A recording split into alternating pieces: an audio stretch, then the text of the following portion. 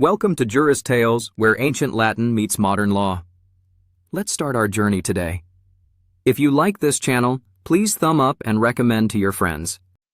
In the lush yet turbulent landscape of medieval England, a tremor shook the corridors of power in the year 1215. The Magna Carta was signed, a historic charter aimed at curbing the unchecked authority of the king's will. Central to this monumental document lay a principle that would echo through centuries, forming the core of judicial protection against arbitrary imprisonment: habeas corpus. As we journey through the mist-laden past, our trail first crosses the might of King John, a monarch plagued by disharmony and dissent.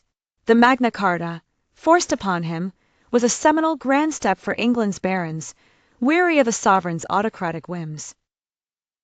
Within its inked words lurked the notion of habeas corpus, a promise that the king's wrath could not imprison without reason and without trial. Generations later, the stage was set for a pivotal historical drama in the form of the Five Knights case of 1627. Sir Thomas Darnel and four companions found themselves suddenly seized by the authority of King Charles I, only to be imprisoned without cause. The case spiraled into royal disquiet when these men invoked the ancient writ of habeas corpus, demanding the crown justify their detention.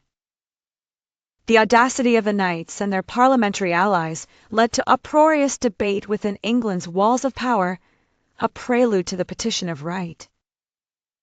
It was a hallmark moment, a forceful reminder to the monarchy that law, not royal decree, governed their land. The story unfolds further amidst the chaos of the English Civil War, a tempest of ideologies clashing violently for control.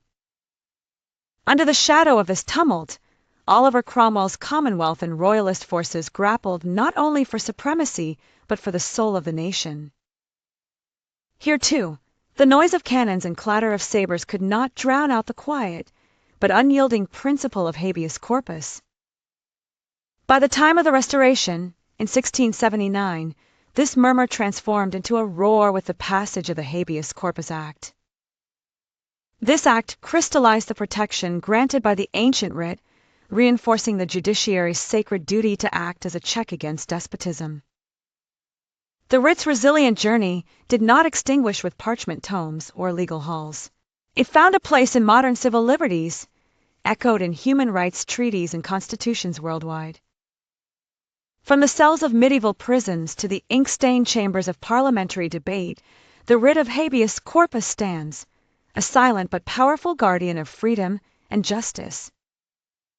Visualize this journey through medieval manuscripts illuminated with golden script, etchings depicting austere stone prisons shadowed by lords and peasants alike. Stand in the somber tone of historical courtrooms where brave advocates spoke, challenging the tides of tyranny. As our narrative weaves through portraits of stalwart figures, King John, the learned Edward Coke, the embattled Charles I, the significance is profound and enduring.